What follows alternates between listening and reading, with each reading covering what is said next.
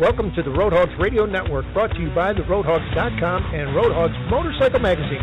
Let's get the show started. Here's your host. Welcome to Classic Chrome, everybody, and glad you could join us here for the second episode of our new show and our new endeavor. Last week we had a lot of fun with Rob Nussbaum of Retro Cycle, and we hope to continue on with the fun this week and kind of branch out a little bit and explain. Last week we talked about some of the shops you can go to get your parts or help with service, but this week I'd like to focus on a destination location.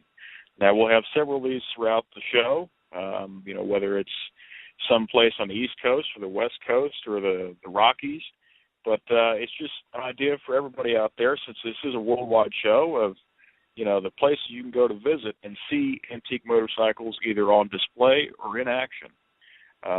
With me tonight is a good friend of mine, Mike Silvio, out of Red Boiling Springs, Tennessee. And Mike is the owner and operator of the Cyclemos Motorcycle Museum. And if you've never been to Red Boiling Springs, it's located a little bit northeast of Nashville. It's a beautiful area, lots of rolling hills, great motorcycling roads. And you've heard of the people talking about the Tail of the Dragon and all that on, the eastern side of Tennessee, North Carolina. Well, these roads around Red Boiling Springs are even better. So if you get the chance and you find yourself in the northern Tennessee area, be sure to swing on by Red Boiling Springs and check out the town. It's an amazing place. There's lots of old buildings, and it's a really pretty area. And while you're there, swing in to see Mike and the crew there at Cyclemos. They've got a great collection of antique motorcycles, and they have a really impressive restoration shop there. Mike, you there with us tonight? I am, Buck. How you doing, my friend? I'm good, man. Welcome to the show. I'm glad you could make it. Well, thank you very much for having me. I'm honored. I appreciate it very much. Well, you've got a great place there in Red Boiling Springs.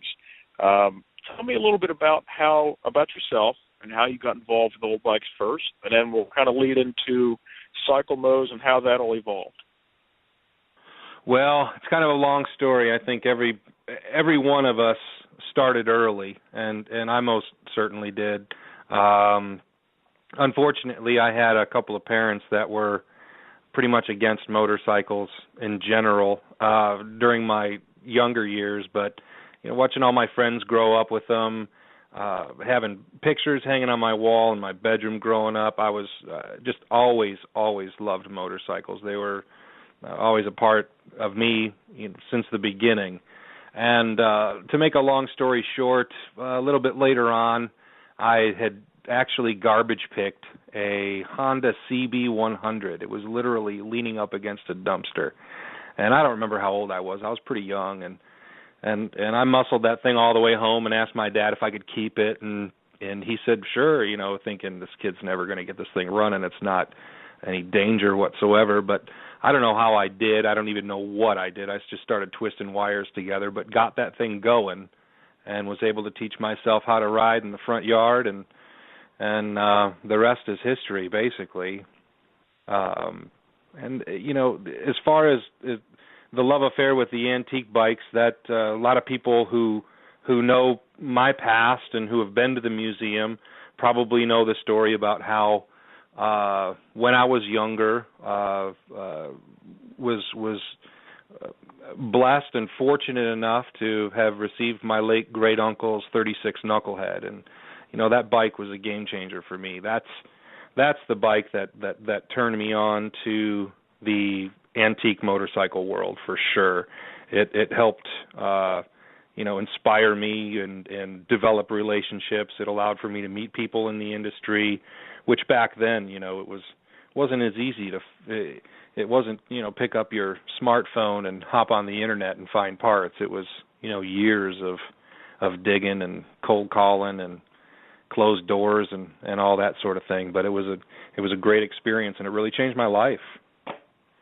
Sure. And, it's very interesting you talk about the change in technology where, last week we had Rob Nussbaum on with Retro Cycle, and, Rob had listed his website and the phone number you can call, and, he's got all these reproduction parts or new old stock parts, and he can help you in many aspects of building an old bike. But back like when you got started, you couldn't do that. There wasn't the smartphone, there wasn't Facebook, there wasn't the fan pages out there, so it really was a challenge. And it was absolutely, and it was for me too. I didn't know anything about them and just kind of went into it cold and didn't have the long list of mentors that I do now, and the people that took the time to teach this young guy the trade, so to speak. And I, specifically with the 36 Knucklehead, I remember I needed a clutch hub liner for that bike. It was broken half, and it was a piece that I had searched for years. And Dale Waxler with the Wheels Through Time Museum, another fantastic place, actually probably my heaven on earth as far as antique motorcycles, was instrumental in helping me get that bike back on the road. He figured, heck, this kid, I can't talk this kid out of selling this 36. I might as well help him with it. And he did. That's very true, and that's kind of how Dale is there. Yeah, they've got a great crew. It that's brings right. Up yeah, he was definitely an inspiration to me, and one of the reasons why I'm doing what I'm doing today. Actually, I remember traveling back and forth from Nashville to Chicago to visit my parents, and this was way back when he was in Mount Vernon, Illinois. I would always stop in and take a look around and see what was going on at his place, and I just remember very specifically telling myself that if there was a way someday, that's what I wanted to do. And it took an incredible amount of work and some insanity, but we're getting there. Well, that's the game of old bikes, is you have to be a little bit insane. Now, yeah, I think we all are. It brings up an interesting point that I wanted to ask you about. You're getting started with this 36 Knucklehead, and you're trying to search for parts and figure it out.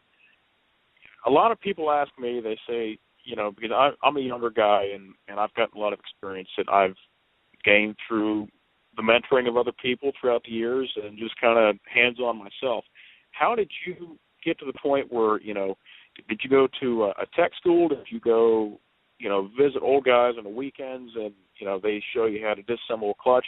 How did that happen for you? Because that seems to be one of the biggest questions I get is, I've got this old bike, I don't know how to work on it, and, where do I go to learn?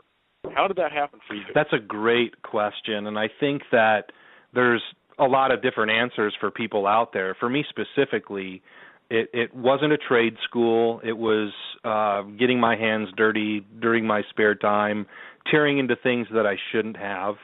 But for me personally, that's the best way to learn. And then taking that general knowledge that you gain by doing that and expanding on that by way of mentorship. One name definitely sticks out in my arsenal. A great longtime friend of mine by the name of Mike Javernick is probably one of the best, if not the best, engine builder in the United States out of Canyon City, Colorado. I used to fly out there all the time and hang out in his shop and take a lot of notes, take a lot of photographs. He was very patient with me. He taught me a lot of my trade in regards to the nuances of engine building and the finite work with measuring instruments and setting up proper end play and the subtle things that a book can't teach you necessarily. You have to have your hands on, but you also have to have somebody leaning over your shoulder, saying yes or no, that's right, or no, that's not right. This is a better way, or whatever. As far as everybody else out there, there's some great opportunities to pursue a career path in this industry, and MMI is one that sticks out to me. I'm not very familiar with it at all. I think it just depends on how you're geared. And for me, it was definitely once I started getting into this buck, and I think a lot of us are like this. I didn't want to know just a little. I wanted to know it all. I wanted to know everything. So, and that's never going to happen. I learn something new every day. That's one of my that's why I'm so passionate about this. That's why I love it so much. Is every day is a new day. But the people and these the older generation that's kind of passing off the torch, so to speak, to us younger guys. If they didn't do that, and if they didn't have the patience and the kindness to do that, we'd all be worse for the wear for sure. Because they're the ones that got this sport off the ground and running, and they're the insiders. They know all of the tricks. They know all of the secrets. They know how to build go fast motors and build motors to go from coast to coast, as you well know, and experienced yourself with the Cannonball this year. It's just you're just not going to learn that in a book. You know what I mean? Absolutely. It's a combination of things, and I think a lot of the people out there that I've talked to that are interested, they're very hands-on kind of people. So I think exactly what you're saying is what a lot of people who are interested and want to get involved should follow, and that's how they should proceed. Now, you've gotten involved with antique bikes for this 36 Knucklehead. You've started to pick up information. How did all of this lead into the Cyclemos Museum? Now, I know you've got the museum, but you've got what you call the Cyclemos Speed Shop there, which is, I guess, kind of how you pay the light bill, and, it allows you the opportunity to, further your passion for old bikes. Tell me a little bit about Cyclemos itself, how that all got started, and then, we'll jump back into the shop and all that. But first, tell me about the museum. Give me an idea of what people who are coming to Red Bull Springs, what they're going to be looking at. Well, when we first started off with this concept, we kind of felt that, and this was many years ago, we established the museum in 2009 in Nashville, and 1999 in Nashville, and we came to Red Bull Springs. Really enjoyed the area, as you've noted. It's gorgeous. The riding is incredible. That's why we're here. I say kind of in the middle of nowhere, because the riding is so good. If you pull up here on a motorcycle, you don't have to ask why we are where we are. But the concept was to be a facility that kind of had its foundations firmly planted on preservation and education, and be somewhat of a one-stop shop. We have a lobby up front with a gift shop. There's all sorts of motorcycle-related wares up front for sale. We kind of tried very hard to make it look as though the building were built a very long time ago, and when you enter it, you're kind of taking a step back in time. We did that with the architecture also. Again, if you wanted to shop, or half of you wanted to shop, the other half wanted to go check out the museum, or somebody's needing oil change while they're here, that was kind of the whole concept of this kind of one-stop shop. We can change your oil, you can get a bite to eat, go shopping, and check out the bikes all on the same day. And things change. The museum kind of migrated in a direction that I'm extremely excited and happy about, but was completely off my radar. The backbone of the museum now is the restoration shop, and that's where I am every day, and am blessed to have the opportunity to work on customers' antique motorcycles every day. We don't work on late model bikes. It's all antique and primarily American in flavor. Mostly Harleys and Indians are what we specialize in, and I kind of want to keep it that way. I think it's just where my knowledge base is, and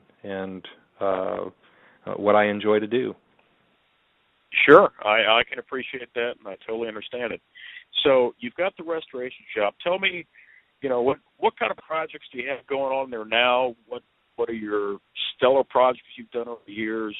Whether it be Harley or Indian or Henderson or whatever the brand is. Kind of tell me a little bit about the flavor of projects that come through, and what do you do? Do you do full candy paint restorations where they look brand new coming out of the showroom, or do you preserve the patina? Because you had said before that Cyclemos is kind of preservation and education. Do you like to do more patina jobs or restoration jobs as far as prettiness? Tell me a little bit about that. Well, I originally kind of, I guess, cut my teeth on knuckleheads, so to speak. I got heavily involved in them by way of the 36 and restored a good few of them and bought and sold a bunch of them and just learned a lot about them, and that kind of branched out into some other models, big twin flatheads and the flathead 45s and the panheads. As far as the work that we do in the shop, it just, you never know what you're going to get. I've been saying that for years, and I am kind of noticing a trend within the past several years that I think that the general public and the enthusiasts and the collectors are all, I don't think patina and original paint is a trend. You keep hearing people say that, and it's not true. It's all about being informed and being educated. If you look at, well, first, some people will walk right by the 36, which, has patina. It's an original paint bike. It's, in my opinion, the prettiest bike in there, but sitting right next to it is 1947 knucklehead that's completely restored, and people will walk right by that 36 and photograph the snot out of the 47 because it's pretty. And again, it just depends on what you like and what you don't like. So some of our customers come in and they want full-blown jewelry shop restorations on their machines, and other folks come in and they actually want us to what we call knocking a bike down. They'll have a bike that, maybe was restored 10, 15 years ago, but it almost looks too good for them. So we actually will make the bike look uglier. It's unbelievable that I'm even saying that and that we do that, but it's something that I find myself doing more and more. This past year, I only had, out of all the bikes that we worked on, I only had 2 mechanical and cosmetic restoration projects. All of the other bikes that we worked on were mechanical restorations in nature. And whatever cosmetic work we did, we were trying to match the patina of the motorcycle. That,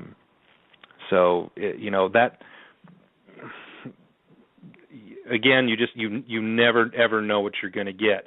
I think also, what types of motorcycles we work on, I've noticed that kind of ebbs and flows a little bit too.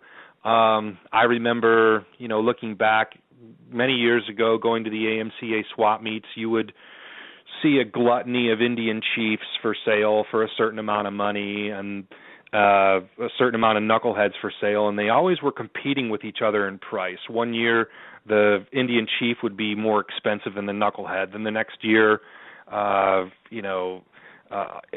everybody brought their Chiefs out because they thought they were worth a whole bunch of money, so there was, an overstock, so to speak, of Chiefs available, and the prices went down and the knuckleheads came up. Well, as we all know and as we all seen over the past, say, 10 years, the knuckleheads have just continued to climb, and the prices have become, in my opinion and a lot of people's opinions, absolutely outrageous. And I can see these financial trends affecting the rider-collector market also, and that what's really cool about our shop is that 99.9% of the people that we work for ride. And when I say ride, I don't mean, once a month. I mean, they ride their motorcycles, which is absolutely so cool, and it's such an honor to be able to work on them for them. But 2, some of the customers that I have don't have the pockets to be able to play in the arena of the big twin, and so we've kind of seen this rebirth, so to speak, of the smaller displacement motorcycles over the past several years, specifically the Harley-Davidson 45. How many of those did they make, Buck? They made, books say different numbers, but 80,000?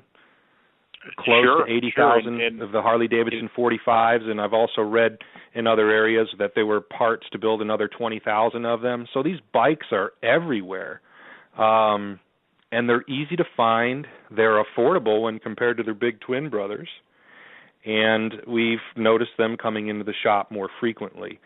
You rode 45 on the Cannonball this year. I did, and this is a really great topic that we brought up because, when you look at the price of big twin Harley Davidsons, specifically knuckleheads that have reached over $100,000, close to $1.50 for original paint or quote original paint, there's not a lot of people that can play in that market. But when you bring it back to the Harley 45, which is an extremely durable motorcycle, when the United States military uses them for decades because of the reliability of the motor, that tells you something. That's right. Definitely. The 45s and smaller displacement motorcycles can do a lot. A lot. I think we had, 2, maybe even up to 4 Harley 45s here on the Cannonball this year. We had, Indian 101 Scouts on the last Cannonball and this one. And, that's a coast-to-coast endurance run that is one of the hardest motorcycle events out there just because of the fact that you're beating your motorcycle to death every day. Right. And that's the truth of it. That's because right. You really do. And yourself. and yourself, but more importantly, the bike. Yeah. And for a lot of people who are looking to get in the market, they can see that the smaller displacement bike, sure, it's not a knucklehead, sure, it's not a panhead, but they can find the parts out there because they made them. If you look at a Harley 45 motor, they made it from 1929 to 1973. With 73, the G-Series Survey car motors. So the parts are out there and they're easily to get. They're easily affordable and they're easy to find, like you said. So I think the trend is a really good one, and it's going to open up the market for people to get involved with the antique bikes. And then maybe one day, they say, hey, I'm going to spring for that $1.50 for the Harley Knucklehead, or I'm going to, buy a bunch of old panheads because I've gotten hooked on antique bikes, and it was because of the small displacement. That's right. I think what you're doing there is great work, and I'm glad to see that the trend is moving in that direction. How many small displacement bikes do you think you've done in the last year and a half? Oh gosh, I don't know. Honestly, I don't know. But compared to the big twins, I'd say it's 2 to 1 for sure. And again, like I said, you just don't know what you're going to get in the shop, but I've just noticed this trend over the past several years. And, I'm embarrassed to say, years ago, I kind of thumbed my nose on the 45 for way too long because I just felt like I'm a really big person, and I just felt like, man, there's just no sense in hopping on a 45 cubic inch motor and being underpowered and not having the displacement and the performance that I personally need to get around. Well, it's just because I wasn't educated and didn't have the time around one to know any better is a great way of putting it. I still have very good friends of mine that they won't even give a 45 a second look. And it's such a great springboard motorcycle. If you're looking like a stepping stone motorcycle, it's something that you can get into. You can afford it easily. You can fix it up, and you can trade it off and kind of play the game and get something bigger if that's what your ultimate goal is. But, having spent the time on them, having built a couple for myself, I realized what their strengths and weaknesses were and began to attack their weaknesses for our customers. The 45 is a great power plant. It is bulletproof. The transmission is little to be desired. It's a 3-speed factory 3-speed transmission, and not like their big brother that had the 4-speed in it, and it just kind of lacked the gearing and the ratios necessary to really kind of keep up, so to speak. So there are performance modifications that you can make to the motor, and there are modifications that you can make to the transmissions. There are actually 4-speed kits that we've been using here and experimenting with, and they're holding up great. We've built some monster motors to try to break the 4-speed kits, and we can't, or we haven't yet anyway. So that's a really good thing. But too, I look at some of my friends that are moving into 45s, and some of my customers that were long-legged, really tall, big people, and they fit on the bikes just fine. So I can't say enough good about them. I think they're a blast. And, I'd have to agree with you. So I guess that leads me to another point. We're getting close to our time for the show tonight. But, with Cyclemos and with the restoration shop you've got going on, if somebody had bought a Harley 45, or if they bought a knucklehead or a panhead, or, whatever the case is, they found an old bike and they want to have it worked on, they don't have the time to do it or the knowledge to do it, how could they get in touch with you and, say, hey, I want to drop this off, what is it going to cost me? Walk me through kind of a game plan there so our audience can kind of get a feel for how this would happen. If they bought an old bike and they wanted you to restore it or kind of mechanically restore it, wherever the case is. Well, we're really easy to get a hold of. We have a website, cyclemos.com, and on the website there is a link to our email, which that's easy to get to on the website. Our phone number for the restoration shop is area code 615-670-8942, and I've had a lot of fun here in the past year and a half with daily updates on Instagram and Facebook, and I think the Instagram account is Cyclemos, Cyclemos, and the Facebook gets updated every day under Mike Silvio. We're really easy to find, and we'd love you to follow us. You'll actually be able to see what's going on in the shop every day that way. That's fantastic. Now, you also, I know we've seen each other a couple times this year, and you do a lot of events throughout the year. Now, we're going into winter, so I'm sure things are slowing down for you, but Cyclemos usually has, is it a monthly swap meet or every couple months? How does that work out? We do it a couple times a year, Buck. We have one every April Fool's weekend, kind of like a kickoff the year type event. It's a outdoor motorcycle show and swap meet, antique motorcycle show and swap meet, and then we have a big deal, big get together in September of every year. We're closed for the winter. The lobby and the museum are closed for the winter right now. The restoration shop is open 6 days a week. I'm always back there wrenching, so if anybody needs anything, they're just feel free to give us a call. Well, that's great. And, folks out there, we've done a couple rides that wound up at Cyclemos. Mike and the gang there were one of our hosts on the Cannonball, and, once again, we can't thank you enough for everything you did for our group. That was such a great time, and, that was a special day for us, Buck. That was a blast. I was honored to play a small role in it. It really was. That was a great day. And, of course, the Shakedown, the Kickstart Classic, a couple weeks prior to the Cannonball, that was a good time, too. We had a blast. Late night in the shop. That it was. We had a couple bikes we were doing repairs to. If folks out there, if you're looking for a great weekend ride, when it starts warming up, it's unfortunately time for PMS syndrome, Park Motorcycle Syndrome, for a lot of folks. But, if you're looking for a great weekend ride, I can't recommend Cyclemos enough. And the crew there will definitely take care of you, and Mike's got an amazing collection. Well, I appreciate it, Buck.